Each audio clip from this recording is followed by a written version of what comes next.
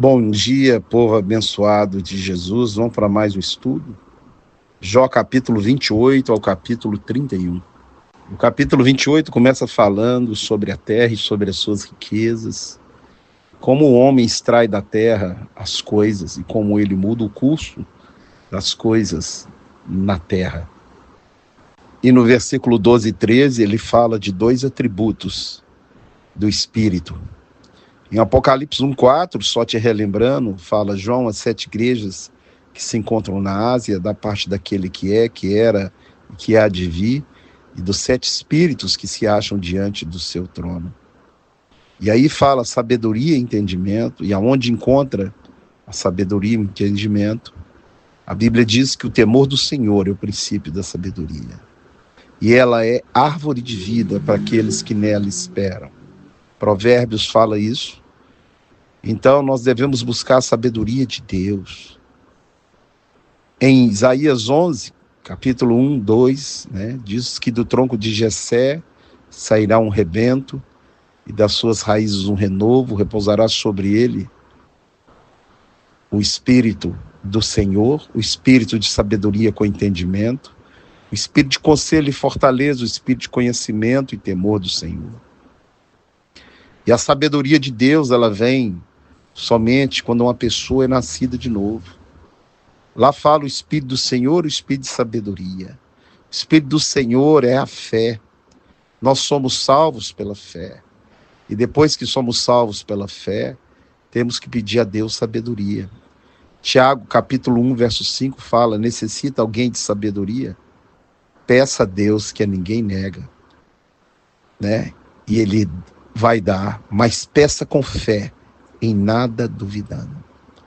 E depois que você nasceu de novo pela fé, tem a sabedoria de Deus. Você vai ler a Bíblia toda e vai ter o entendimento. A fé, sabedoria e entendimento. O novo nascimento proporciona receber de Deus sabedoria dele. E a leitura da palavra, você vai ter o entendimento da mesma. E ele fala, onde vai achar sabedoria e entendimento? Você vai encontrá-la em Deus e na sua palavra. Em Jesus Cristo, o Santo. Busque Ele de todo o seu coração, de toda a sua alma. Veja se verdadeiramente se você nasceu de novo, se você é filho de Deus, se você é guiado pelo Espírito de Deus.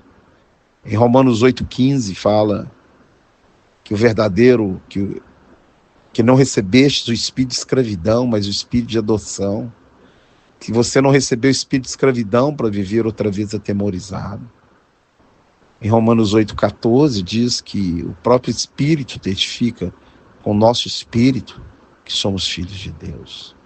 Então Jó fala, no mais profundo abismo, no abismo não encontrei sabedoria, nem entendimento. E você só vai encontrar quando o Espírito de Deus estiver em você. Jesus falou, todo aquele que crer em mim, eu e meu Pai viemos para dentro dele e faremos nele morada. Jesus falou, eu vou para o meu Pai e enviarei o Espírito. E o Espírito Santo de Deus habitando em nós, nós teremos a sabedoria e o entendimento. Jó fala, não tem jeito de você comprar ela com ouro, o ouro mais precioso, com as riquezas da terra. Não tem como você comprar sabedoria e entendimento. Verso 21, ele fala, é Deus que sabe o seu caminho, é Ele que prescuta todas as coisas e vê tudo o que há debaixo do céu. E ele encerra falando, o temor do Senhor é sabedoria, e o apartar-se do mal é um entendimento. Esses atributos do Espírito, você vai ver no livro de Provérbios, leia Provérbios, Quando a gente estiver estudando, você vai ver, São 7 atributos que estão em Apocalipse 1,4, estão em Isaías 11, 1 e 2. Jó agora começa a relembrar os tempos antigos, Quando Deus, ele está falando quando Deus ainda era meu amigo, ele está achando que Deus é inimigo dele. E quando os meus filhos estavam ao meu redor, quando Deus estava com a sua bondosa mão sobre a minha vida. Verso 12, ele fala, porque eu livrava os pobres, Ele socorria os necessitados. Isso, se você não sabe, a verdadeira religião, está em Tiago 1,27. A religião pura para com Deus e Pai é essa, amparar os órfãos e as viúvas nas suas tribulações, e a si mesmo manter-se incontaminado do mundo, ou seja, santo, separado, incontaminado. Pensa nisso nesse dia. O que você tem feito? Em Mateus capítulo 5, verso 16, fala assim: assim brilhe a vossa luz diante dos homens, para que vejam as suas boas obras e glorifiquem ao vosso Pai que está nos céus. A glória é de Deus, mas você tem que ter boa obra, porque a fé sem obras, ela é morta. E as igrejas não ensinam isso hoje. As igrejas ensinam que você tem que sentar lá no banco, dar seu dízimo, bater o seu cartão e ir para casa. Mas Deus quer que, assim como o filho dele foi e você também seja a bênção. Cuide, ame pessoas e não coisas. Jó está falando aí, cuidava, socorria os necessitados. Verso 15 ele diz: eu fazia de pés para o coxo e de olhos para os cegos. E até quem ele não conhecia, ele socorria. Um homem bom, um homem de coração bom. Falo, os que me ouviam ficavam aguardando o meu conselho. Ele era um homem rico, um homem sábio, né? Um homem de posses, um homem bom, e que estava agora numa situação terrível. Então ele está falando ali para os seus amigos da onça, né? Que ele lembra, ele tem saudade dos tempos quando Deus era amigo dele, porque na cabeça do Jó, só na cabeça do Jó, Deus se transformou em inimigo dele. Muitos têm esses olhos de Jó porque não enxergam o reino espiritual. Não sabem que estão no mundo, estão sujeitos às coisas do mundo. Todo mundo está sujeito às coisas do mundo. O sol nasce sobre justo e sobre injusto. Então Jó, ele fala isso, né? Ele tem saudade daqueles tempos e agora ele começa a falar qual é a sua situação atual.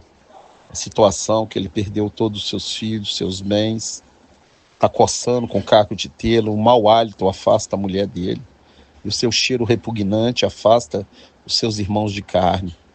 Ele diz: e agora os que são mais novos do que eu riem de mim, da minha situação. E no verso 10 fala: abominam de mim e me cospem no rosto. Nessa época, tudo enquanto era coisa era ligado a pecado, né? E hoje no nosso meio também tem uma grande igreja que pregou essa doutrina. Um americano que trouxe esse lixo para o Brasil, infectou as igrejas, que toda doença a pessoa está endemoniada, qualquer pessoa doente está endemoniada. É um mentiroso, né? E essa doutrina dentro desses seminários progressistas, cheio de pastores que não tiraram nem a fralda, não são nem casados, não têm filhos, são pastores desenquadrados em Timóteo 3 e Tito 1 e 2, que ensinam lorotas, ensinam um falso evangelho e pregam a mentira das suas doutrinas. E Jó está falando aqui, os mais novos agora riem da cara dele. Ele fala: pavores vêm sobre mim e a minha glória, minha honra passou. E ele fala: Deus, o Senhor me lançou na lama, o Senhor tem sido cruel para comigo, eu clamo e o Senhor não me responde. Olha, Jó, na situação que ele está, é muito fácil julgar as pessoas, né? Ele não está amaldiçoando Deus, ele está questionando, né, a situação que ele se encontra, porque ele clama e também Deus não o responde. Com a força da tua mão, o Senhor me combate. Mal sabia Jó o que vai acontecer com ele no futuro, e ele continua falando: aguardava o bem, só que me veio só o mal. Esperava a luz, só que me veio escuridão. E a minha harpa se transformou em em luto, e a minha flauta em lamentos dos que choram. Era a situação de um homem que havia perdido tudo e ainda estava sendo acusado diversas vezes pelos aqueles que um dia foram seus amigos, muitos que vieram buscar o seu conselho, vendo a situação que ele se encontrava, o acusavam incessantemente, cuspiam no rosto dele. Olha a situação desse homem. Sua mulher falou: amaldiçoa o seu Deus e morre. E a resposta dele foi: mulher, eu não soube receber o bem, não vou saber receber o mal. Se é por um acaso, se é louca.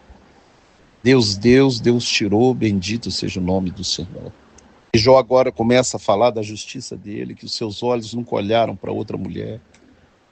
Fez fixação em nenhuma mulher com seus olhos. Fala, se eu andei em falsidade, se meu pé foi para o engano, então que Deus pese a mão em mim. Ou seja, Jó clama a Deus, né? Argumenta a sua justiça diante de Deus, e a Bíblia diz que as nossas justiças são como trapos de imundície diante do santo, mas Deus, ele é fiel e ele é justo. No Salmo 37:4 diz, agrada-te do Senhor e ele satisfará o desejo do teu coração. Entrega o teu caminho ao Senhor, confia nele, o mais ele fará. E o que ele vai fazer na vida de Jó é algo que é citado no livro de Tiago, capítulo 5. Fala assim, vistes a paciência de Jó e o fim que ele recebeu. Então eu não sei o que você passa hoje, mas eu te falo, tenha paciência, tenha esperança, porque não é só com você que acontecem as coisas. Em 1 Pedro capítulo 5, lê lá verso 8, 9 e 10, fala que lutas como a sua, problemas, sofrimentos, a irmandade tem passado pelo mundo. Não é exclusivamente seu, e se você olhar para trás, você vai ver alguém pior do que você, para você poder ajudar. Se você olhar para frente, você vai ver muita gente melhor, mas para trás sempre vai ter um pior, ou mais de um, que Deus deixou ali, para que você se transforme em bênção na vida daquela pessoa. E no verso 35, ele termina a sua defesa e fala assim, tomara alguém ouvisse a minha defesa aqui assinada. Tudo ele falou, que ele foi um homem bom, justo, que ele fez isso, aquilo outro, que ele amparou. E ele termina o capítulo 31 falando, tomara alguém recebesse a minha defesa e que o Todo-Poderoso tomara que ele me responda, que meu adversário escreva qual é a acusação sobre a minha vida. E o capítulo 31 diz assim, finda as palavras de Jó. Finda as palavras de Jó. Mas hoje eu quero dizer que Deus está aberto, os ouvidos deles, que os ouvidos de Deus estão abertos para ouvir a sua voz. Jesus falou para você entrar no seu quarto em secreto, que o Pai que ouve em secreto, ele vai te responder.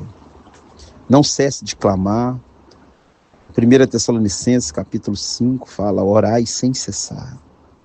1 Timóteo 2, de 1 a 4, usar da prática de oração por todas as pessoas. E ali fala, então cessou a voz de Jó. E eu quero dizer que você não deve cessar a sua voz. Jesus Cristo, ele veio e ele abriu um novo e vivo caminho na sua carne. E hoje você tem um advogado, você tem um sumo sacerdote, você tem um intercessor. Toda oração feita em nome de Jesus, o Pai vai te ouvir. Que Deus te abençoe, te guarde, te dê um dia abençoado, te livre de todo mal em nome de Jesus. Um grande abraço.